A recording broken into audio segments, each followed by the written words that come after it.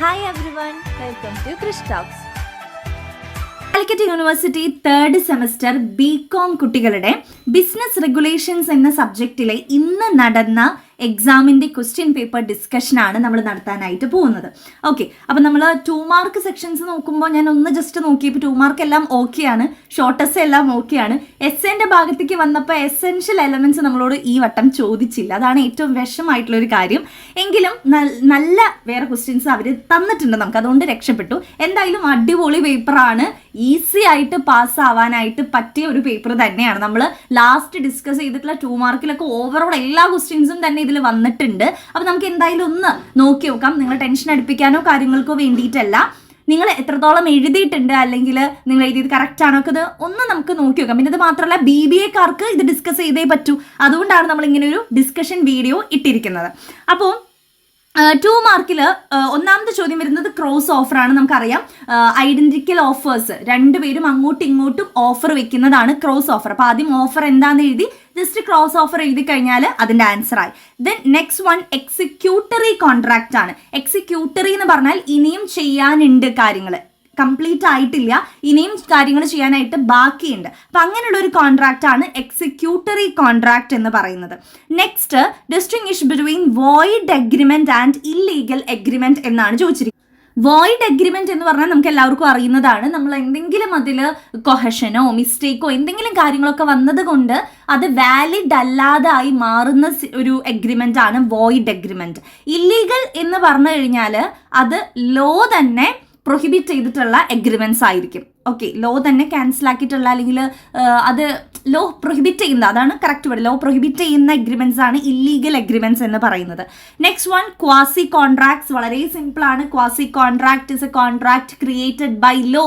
എക്സാമ്പിളൊക്കെ ഞാൻ പറഞ്ഞു തന്നിട്ടുണ്ടായിരുന്നു, പേഴ്സിന്റെ ഒരു എക്സാമ്പിളൊക്കെ പറഞ്ഞു തന്നിട്ടുണ്ടായിരുന്നു. ഇനി അടുത്തത് എന്താണ് പ്ലെഡ്ജ് എന്നുള്ളതാണ്. ഇതിനെ പറയുന്ന മറ്റൊരു പേര് പോൺ എന്നും കൂടിയാണ്, PAWN, പോൺ എന്നും കൂടി ഇതിനെ പറയാറുണ്ട്. നമ്മളൊരു സെക്യൂരിറ്റി വെച്ചിട്ട്, ഒരു സെക്യൂരിറ്റി ഇപ്പം നമ്മൾ ആധാരം പണയം വെച്ച് ലോൺ എടുക്കുക, അതാണ് ഞാൻ പറയുന്ന എക്സാമ്പിൾ, പറയാറുള്ള ഒരു എക്സാമ്പിൾ. അപ്പോൾ സെക്യൂരിറ്റി വെച്ചുകൊണ്ട് ഡെപ്റ്റ് എടുക്കുന്ന ഒരു കോൺട്രാക്റ്റ് ആണ് കോൺട്രാക്ട് ഓഫ് പ്ലെഡ്ജ്. അവിടെ പ്ലെഡ്ജർ ഉണ്ട്, പ്ലെഡ്ജി ഉണ്ട്, അങ്ങനെയൊക്കെ പറഞ്ഞ് നമുക്ക് ആൻസർ എഴുതാം. ദെൻ 6ാമത്തെ ചോദ്യം ഡിഫൈൻ കൺസെന്റ് എന്നുള്ളതാണ്. കൺസെന്റ് എന്ന് പറഞ്ഞു കഴിഞ്ഞാൽ ഒരു എന്താ പറയുക, പൂർണ്ണമായിട്ടുള്ളൊരു സമ്മതം. കൺസെന്റ് ഒരു essential element of A valid contract ആണ്. കൺസെന്റ് ഇല്ലെങ്കിൽ ആ ഒരു കോൺട്രാക്ട് വോയിഡ് ആവും എന്നൊക്കെ നമുക്ക് അവിടെ എഴുതി വെക്കാം.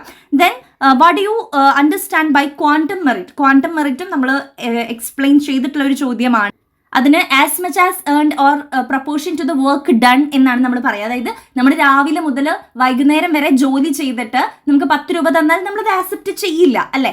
അപ്പോൾ നമ്മൾ എത്രയാണോ വർക്ക് ചെയ്തത് അതിനനുസരിച്ചുള്ള ഒരു പേയ്മെന്റ് നമുക്ക് കിട്ടിയിട്ടുണ്ടായിരിക്കണം. As much as one has earned അല്ലെങ്കിൽ as much as one deserve അല്ലെങ്കിൽ proportion to the work done എന്നൊക്കെയാണ് നമുക്കവിടെ നിങ്ങളുടേതായിട്ടുള്ള രീതിയിൽ എഴുതിയാലും മതി. ഇനി അടുത്തത് എന്താണ് ലീൻ. അതിൽ തന്നെ 2 ലീൻ, പെർട്ടിക്കുലർ ലീനും ചോദിച്ചിട്ടുണ്ട്, ജനറൽ ലീനും ചോദിച്ചിട്ടുണ്ട്. ഒരു കാര്യം കൈവശം വെക്കാനുള്ള അവകാശത്തെയാണ് നമ്മൾ ലീൻ എന്ന് പറയുന്നത്. അതിൽ പെർട്ടിക്കുലർ ലീൻ എന്ന് പറഞ്ഞാൽ ഏതെങ്കിലും ഒരു പെർട്ടിക്കുലർ ആയിട്ടുള്ള കാര്യം മാത്രം കൈവശം വെക്കുകയാണ്. ജനറൽ ലീൻ എന്ന് പറഞ്ഞാൽ നമ്മുടെ അവിടെ എന്തൊക്കെയുണ്ടോ അതെല്ലാം കൈവശം വെക്കുന്നതാണ് ജനറൽ ലീൻ. വർക്ക്ഷോപ്പിൻ്റെ ഒരു എക്സാമ്പിളൊക്കെ ഞാൻ പറഞ്ഞു തന്നിട്ടുണ്ടായിരുന്നു. ഇതിനടുത്തത് what are the characteristics of coercion ആണ് ചോദിച്ചിരിക്കുന്നത്. അപ്പോൾ കൊഹഷൻ എന്താണെന്ന് എഴുതിയിട്ട് അതിന് എന്തെങ്കിലും 1-2 ഫീച്ചേഴ്സ് എഴുതിയാൽ മതി. ദെൻ അടുത്ത ചോദിച്ചിരിക്കുന്നത് how does pledge differ from A bailment. Bailment എന്ന് പറയുമ്പം നമ്മൾ ഫ്രീ ആയിട്ട് ഒരു പേർപ്പസിന് വേണ്ടി പൊസഷൻ മാത്രം കൈമാറണം, ഓണർഷിപ്പ് കൈമാറുന്നില്ല, പൊസഷൻ മാത്രം കൈമാറുന്നതാണ് ബെയിൽമെന്റ്. പക്ഷെ പ്ലെഡ്ജ് എന്ന് പറഞ്ഞാൽ ഒരു സെക്യൂരിറ്റി വെച്ചുകൊണ്ടാണ് നമ്മൾ എന്ത് ചെയ്യുന്നത്, ഡെപ്റ്റ് എടുക്കുന്നത്. അതാണ് പ്ലെഡ്ജ്, നമ്മുടെ ബെയിൽമെന്റും തമ്മിലുള്ള വ്യത്യാസം. Then what is implied warranty എന്ന് ചോദിച്ചിട്ടുണ്ട്. ഇംപ്ലൈഡ് വാറണ്ടി എന്ന് പറഞ്ഞാൽ ബേസിക് ആയിട്ടുള്ള അതിൻ്റെ ക്വാളിറ്റി അല്ലെങ്കിൽ റിലയബിലിറ്റി സ്റ്റാൻഡേർഡ് ഒക്കെ നമുക്ക് എൻഷുർ ചെയ്ത് തരുന്നതാണ് ഇംപ്ലൈഡ് വാറണ്ടി. താനെ അവിടെ ഓട്ടോമാറ്റിക്കായിട്ട് അങ്ങനെ ഒരു വാറണ്ടി ഉണ്ടായിരിക്കും. അപ്പോൾ അവിടെ വാറണ്ടിയുടെ കേസ് തന്നെ എഴുതിയാൽ തന്നെ നമുക്ക് അവിടെ മാർക്ക് കിട്ടും. ഇനി അടുത്തത് define A contract of sale ആണ്. അപ്പോൾ നമ്മൾ ആ ഒരു സെയിലിൻ്റെ കോൺട്രാക്ട് ഒന്ന് അവിടെ എക്സ്പ്ലെയിൻ ചെയ്താൽ മതി. The sale of goods act 1930 പ്രകാരമുള്ള കോൺട്രാക്ട് ഓഫ് സെയിൽ ഒന്ന് പറഞ്ഞാൽ മതി. ദെൻ അടുത്തത് what is restrictive trade practices. Restrictive trade practices എന്ന് വെച്ച് കഴിഞ്ഞാൽ ഇത് നമ്മൾ അങ്ങനെ ചോദിക്കാറുള്ളൊരു ചോദ്യമൊന്നുമല്ല. ഇപ്പോൾ ഇവിടെ നമുക്കത് ഉണ്ടാക്കി എഴുതാൻ പറ്റും. ചില ട്രേഡ് പ്രാക്ടീസസ് നമ്മൾ റെസ്ട്രിക്ട് ചെയ്തിട്ടുണ്ടായിരിക്കും. ട്രേഡ് എന്ന് പറഞ്ഞാൽ എന്താ, ഗുഡ്സ് ആൻഡ് സർവീസസിൻ്റെ എക്സ്ചേഞ്ച് ആണ്. അതിൽ ചില കാര്യങ്ങൾ എന്ത് ചെയ്തിട്ടുണ്ടായിരിക്കും, റെസ്ട്രിക്ട് ചെയ്തിട്ടുണ്ടായിരിക്കും. അതിനെയാണ് റെസ്ട്രിക്റ്റീവ് ട്രേഡ് പ്രാക്ടീസസ് എന്ന് പറയുന്നത്. ഇനി ഇപ്പോൾ പ്രൈസിൻ്റെ കേസിലോ ഡിസ്കൗണ്ട് റേറ്റ് കൊടുക്കുന്നതിൻ്റെ കേസിലോ അങ്ങനെ ചില കേസിലൊക്കെ റെസ്ട്രിക്ഷൻസ് ഉണ്ടായിരിക്കും, അതവിടെ പറയുന്നത്. ഇനി അടുത്ത ചോദ്യം difference between sub agent and substituted agent ആണ്. നമ്മൾ ഓൾറെഡി ഇത് പറഞ്ഞതാണ്. ഒരു സബ് ഏജന്റ് എന്ന് പറഞ്ഞു കഴിഞ്ഞാൽ ആ ഒരു ഏജന്റിന്റെ കീഴിൽ തന്നെ വേറൊരാളെ വെക്കുന്നതാണ് സബ് ഏജന്റ്. സബ്സ്റ്റിറ്റ്യൂട്ടഡ് ഏജന്റ് എന്ന് പറഞ്ഞു കഴിഞ്ഞാൽ പ്രിൻസിപ്പിൾ തന്നെ ഒരേ സമയം 2 ഏജന്റുമാരെ വെക്കുന്നതാണ് സബ്സ്റ്റിറ്റ്യൂട്ടഡ് ഏജന്റ്. ദെൻ എന്താണ് കണ്ടിൻജന്റ് ഗുഡ്സ് നമ്മൾ ഇന്നലെ 2 മാർക്കിൻ്റെയിലൊക്കെ ഓൾറെഡി പറഞ്ഞതാണ്. കണ്ടിൻജന്റ് എന്ന് പറഞ്ഞാൽ കണ്ടീഷൻസ് ഉള്ള ഗുഡ്സ് ആണ് കണ്ടിൻജന്റ് ഗുഡ്സ് എന്ന് പറയുന്നത്. ഓക്കെ, അപ്പോൾ ഇത്രയാണ് 2 മാർക്കിൽ വന്നിരിക്കുന്നത്. ഈസി ആയിട്ട് നമുക്ക് മാർക്ക് സ്കോർ ചെയ്യാൻ പറ്റുന്നത്. ഇതിലിപ്പോൾ നിങ്ങൾക്ക് ഡൗട്ട് വരുന്നത് മറ്റേ ഇംപ്ലൈഡ് വാറണ്ടിയും റെസ്ട്രിക്റ്റീവ് ട്രേഡ് പ്രാക്ടീസ് ഒക്കെയാണ്. അപ്പോൾ അതിൽ ഉണ്ടാക്കി എഴുതി വെച്ചാൽ ആ വാറണ്ടി എന്താണെന്ന് എഴുതിയാൽ തന്നെ അതിൻ്റെ മാർക്ക് നമുക്ക് എടുക്കാൻ പറ്റും. പിന്നെ ട്രേഡ് പ്രാക്ടീസും എന്തെങ്കിലുമൊക്കെ എഴുതി കഴിഞ്ഞാൽ അത് സ്കിപ്പ് ചെയ്യുന്നവരുണ്ട്. ഓക്കെ, കുഴപ്പമില്ല. എന്നാലും നമുക്ക് 2 മാർക്സിൻ്റെ സെക്ഷൻ ഓവറോൾ നമുക്ക് വാങ്ങാനായിട്ട് കഴിയുന്നുണ്ട്. ഇനി അടുത്തത് 5 മാർക്കിന്റെ സെക്ഷനിലേക്ക് വരുമ്പോൾ അവിടെ ആദ്യം ചോദിച്ചിരിക്കുന്ന ചോദ്യം distinguish between express offer and implied offers ആണ്. അപ്പോൾ അവിടെ ഓഫർ ആദ്യം എന്താണെന്ന് എഴുതാം. എക്സ്പ്രസ് ഓഫർ എന്ന് പറയുന്നത് നമ്മൾ വേർഡ് ഓർ റിട്ടേൺ സ്പോക്കണിൽ പറയുന്ന ഓഫേഴ്സ് ആണ് എക്സ്പ്രസ് ഓഫർ.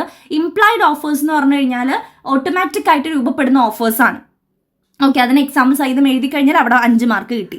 ഇനി അടുത്തത് ചോദിച്ചിരിക്കുന്നത് list the rights of surety against the co surety. ഷുവർട്ടിയുടെ റൈറ്റ്സ് ആണ് ചോദിച്ചിരിക്കുന്നത്. ആ ഒരു ചാപ്റ്ററിൽ പ്രിൻസിപ്പളും ക്രെഡിറ്റർ പിന്നെ പ്രിൻസിപ്പൽ, ഡെപ്റ്റർ, ക്രെഡിറ്റർ, ഷുവർട്ടി 3 ആൾക്കാരെ വരുന്നത്. അപ്പോൾ അതിൽ ആദ്യം തന്നെ നമ്മൾ ആ ഒരു കോൺട്രാക്ട് ഓഫ് ഗ്യാരണ്ടി ആണ് അല്ലേ. അപ്പോൾ കോൺട്രാക്ട് ഓഫ് ഗ്യാരണ്ടി എന്താണെന്ന് എഴുതി അതിൽ 3 ആൾക്കാർ വരുന്നുണ്ട്. ദെൻ അതിലൊരാളാണ് ഷുവർട്ടിയുടെ റൈറ്റ്സ് ഇതാണെന്നൊക്കെ പറഞ്ഞ് എഴുതിയാൽ കുറച്ചും കൂടി നന്നായി. നേരിട്ട് റൈറ്റ്സിലേക്ക് വന്നാലും കുഴപ്പമൊന്നുമില്ല. ദെൻ അടുത്തത് discuss the various kinds of bailment ആണ്. ഗ്രാറ്റുറ്റസ് ബെയിൽമെന്റ്, നോൺ ഗ്രാറ്റുറ്റസ് ബെയിൽമെന്റ് എന്നൊക്കെ പറഞ്ഞ് നമ്മൾ പഠിച്ചിരുന്നു.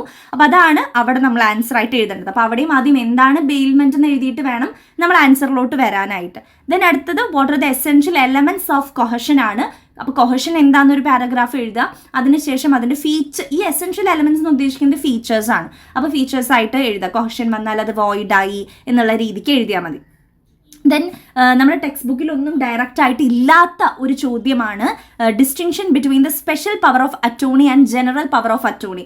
ഇത് മുന്നത്തെ ഇയേഴ്സിൽ ഒന്നും ചോദിച്ചിട്ടില്ല, ടെക്സ്റ്റ് ബുക്കിലും ഡയറക്റ്റ് ആയിട്ട് ഇത് കൊടുത്തിട്ടില്ല. നമ്മുടെ ഇത് വരാൻ സാധ്യതയുള്ള ഒരു ചാപ്റ്റർ എന്ന് പറയുന്നത് നമ്മുടെ എന്താണ് ഏജൻസിയുടെ ചാപ്റ്ററിലാണ്. ഇതിൽ ജനറൽ പവർ ഓഫ് അറ്റോർണി എന്നുകൊണ്ട് ഉദ്ദേശിക്കുന്നത് നമ്മളൊരു ഏജന്റിന് ജനറൽ ആയിട്ടുള്ള നമ്മുടെ കാര്യങ്ങൾ ചെയ്യാൻ, ജനറൽ ഏജന്റും സ്പെഷ്യൽ ഏജന്റും ഒക്കെ ഇല്ല. അപ്പോൾ ജനറലായിട്ട് നമ്മുടെ കാര്യങ്ങൾ ചെയ്യാനായിട്ട് നമ്മുടെ ഏജന്റിന് റൈറ്റ് കൊടുക്കുകയാണെങ്കിൽ അതാണ് ജനറൽ പവർ ഓഫ് അറ്റോർണി എന്ന് വിളിക്കുന്നത്.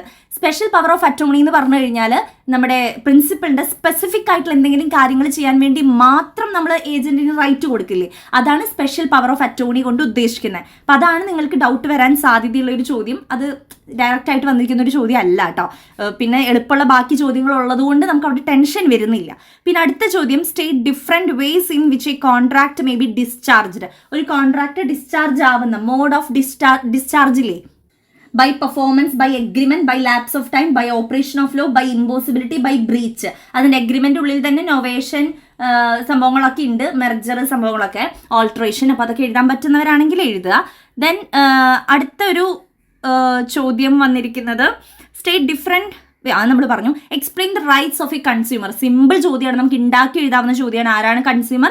ആളുടെ റൈറ്റ്സ്, എല്ലാ കാര്യങ്ങളും കേൾക്കാനും എല്ലാ കാര്യങ്ങളും ഇൻഫർമേഷൻസ് കിട്ടാനും, നമുക്ക് എന്തെങ്കിലും ഇഷ്യൂസ് ഉണ്ടായിട്ടുണ്ടെങ്കിൽ അതിന് നമ്മുടെ ഗ്രീവൻസസിന് സോൾവ് ചെയ്ത് കിട്ടാനും, പ്രോബ്ലംസ് ഉണ്ടായില്ലെങ്കിൽ അത് അറിയിക്കാനും എല്ലാത്തിനുള്ള റൈറ്റ്സ് നമുക്കുണ്ട്. ദെൻ അടുത്തത് distinction between coercion and undue influence. Coercion എന്ന് പറഞ്ഞു കഴിഞ്ഞാൽ ഒരാളെ നമ്മൾ കമ്പൽ ചെയ്ത് കോൺട്രാക്റ്റിലേക്ക് കൊണ്ടുവരുന്നതാണ് കൊഹഷൻ. അൺഡ്യൂ ഇൻഫ്ലുവൻസ് എന്ന് പറഞ്ഞു കഴിഞ്ഞാൽ പവർ ഉപയോഗിച്ച് നമ്മൾ കോൺട്രാക്റ്റിലേക്ക് കൊണ്ടുവരുന്നതാണ് അൺഡ്യൂ ഇൻഫ്ലുവൻസ്. അപ്പം നമുക്ക് ഇവിടെ 5 മാർക്കിൻ്റെ ആണ് നമുക്ക് മൊത്തം ക്വസ്റ്റ്യൻസ് വരുന്നത്. അപ്പം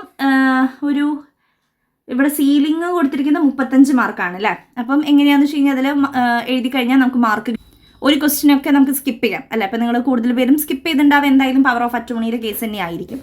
ഇനി നമ്മുടെ എസ്സേയുടെ ഭാഗത്തേക്ക് വരികയാണ്. എസ്സേയുടെ ഭാഗത്തേക്ക് വരുമ്പോൾ what is N offer, state the essential of A valid offer എന്നാണ് ചോദിച്ചിരിക്കുന്നത്. അപ്പോൾ ഓഫർ എന്താണെന്ന് എഴുതി, അതിൽ ടൈപ്സ് ഓഫ് ഓഫർ ഒക്കെ വേണമെങ്കിൽ നിങ്ങൾ എഴുതാം കേട്ടോ, മാർക്കൊക്കെ കിട്ടും. ദെൻ ഓഫർ റിലേറ്റ് ചെയ്ത് എന്ത് എഴുതിയാലും നമുക്ക് അവിടെ മാർക്ക് കിട്ടും. എസെൻഷ്യൽ എലമെന്റ്സ് നമ്മൾ അവിടെ എഴുതണം.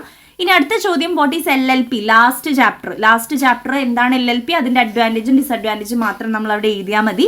Then very simple question, exemption rule, no consideration no contract. അവിടെ കൺസിഡറേഷനെ കുറിച്ച് ഡീറ്റെയിൽ ആയിട്ട് എല്ലാം എഴുതി, നോ കൺസിഡറേഷൻ നോ കോൺട്രാക്ട് എന്നുള്ള സംഭവം ഡീറ്റെയിൽ ആയിട്ട് എക്സ്പ്ലെയിൻ ചെയ്ത് അതിൻ്റെ എക്സംഷൻ കൂടി എഴുതി കഴിഞ്ഞാൽ നമുക്ക് അവിടെ മാർക്ക് കിട്ടും. ദെൻ അടുത്തൊരു ചോദ്യം, write note on the following, agency by estoppel, agency by holding out, agency by necessity, agency by and rectification എന്നുള്ളതാണ് ആ ഒരു ടേംസ് കൊടുത്തിരിക്കുന്നത്. അപ്പം ഇത് പഠിച്ചവർക്ക് കുഴപ്പമുണ്ടാവില്ല, ഏജൻസിയുടെ ചാപ്റ്ററിൽ നിന്ന് വന്നിരിക്കുന്ന ഒരു ചോദ്യമാണ്. പക്ഷെ എന്നാലും എനിക്ക് തോന്നുന്നു ഇതിൽ ബെറ്റർ ആയിട്ടുള്ളത് 3 ചോദ്യങ്ങളും, ആദ്യത്തെ 3 ചോദ്യം അത്യാവശ്യം നല്ല ചോദ്യങ്ങളാണ്.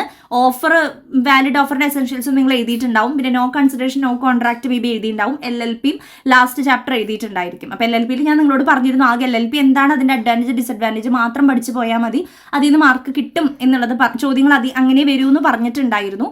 അപ്പോൾ ഏകദേശം എല്ലാം നമ്മൾ ഡിസ്കസ് ചെയ്ത ചോദ്യങ്ങളാണ്. ഇതിൽ 1-2 എണ്ണം മാത്രമാണ് നമുക്ക് കൺഫ്യൂസിങ് ആയിട്ടുള്ള ചോദ്യങ്ങൾ വരുന്നത്. പക്ഷെ അത് സ്കിപ്പ് ചെയ്താലും ബാക്കി ക്വസ്റ്റ്യൻസ് അവിടെ നമുക്ക് നല്ല രീതിക്ക് എഴുതാനുള്ള ക്വസ്റ്റ്യൻസ് അവിടെ അവൈലബിൾ ആണ്. അപ്പോൾ ഇങ്ങനെയാണ് BCom കുട്ടികൾക്ക് ചോദ്യം വന്നിരിക്കുന്നത്. അപ്പോൾ ഞാനിത് മെയിൻ ആയിട്ട് ഡിസ്കസ് ചെയ്തത്, ഇനി 2 ദിവസം കഴിഞ്ഞാൽ BBAക്കാർക്ക് ബിസിനസ് റെഗുലേഷൻ എക്സാം ആണ്. അപ്പോൾ അവർക്ക് വേണ്ടിയിട്ടാണ്. അപ്പോൾ സാധാരണ BBAക്ക് വരുമ്പോൾ ഇതിലെ 1-2 ക്വസ്റ്റ്യൻ റിപ്പീറ്റ് ചെയ്ത് വന്ന് കാണാറുണ്ട്. അപ്പോൾ അതുകൊണ്ട് നിങ്ങളിത് കൃത്യമായിട്ട് പഠിച്ചു പോവുക. ഇതേപോലെയൊക്കെ ആയിരിക്കും ക്വസ്റ്റ്യൻ വരിക, ഉള്ളിൽ നിന്നും ക്വസ്റ്റ്യൻസ് ഇതേ വരുന്നുണ്ട്. അപ്പോൾ അതനുസരിച്ച് ഒന്ന് ശ്രദ്ധിച്ച് BBA കുട്ടികൾ പഠിച്ചു പോകാൻ ശ്രമിക്കുക. BComമാർ എഴുതിയത് ഒന്ന് വിലയിരുത്താൻ കൂടി വേണ്ടിയിട്ടാണ് ഇങ്ങനെ ഒരു വീഡിയോ ചെയ്തിരിക്കുന്നത്. ഓക്കെ, എല്ലാവരും BBA കുട്ടികൾ നല്ല രീതിയിൽ ഫോക്കസ് ചെയ്യാൻ ശ്രമിക്കുക. BComമാർ എഴുതിയത് നിങ്ങൾക്ക് എന്തായാലും പാസ് മാർക്കിന് എബവ് തീർച്ചയായിട്ടും ഒരു 40-45 മാർക്ക് കിട്ടാവുന്ന, സിമ്പിളായിട്ട് കിട്ടാവുന്ന രീതിക്ക് ഒരു ക്വസ്റ്റ്യൻ പേപ്പറാണ് ഇത്. പഠിച്ചവർക്ക് നല്ല അടിപൊളിയായിട്ട് മാർക്ക് സ്കോർ ചെയ്യാൻ പറ്റുന്ന ഒരു പേപ്പർ തന്നെയാണ്. ഓക്കെ, അപ്പോൾ നെക്സ്റ്റ് എക്സാംസിന് all the very best. Thank U.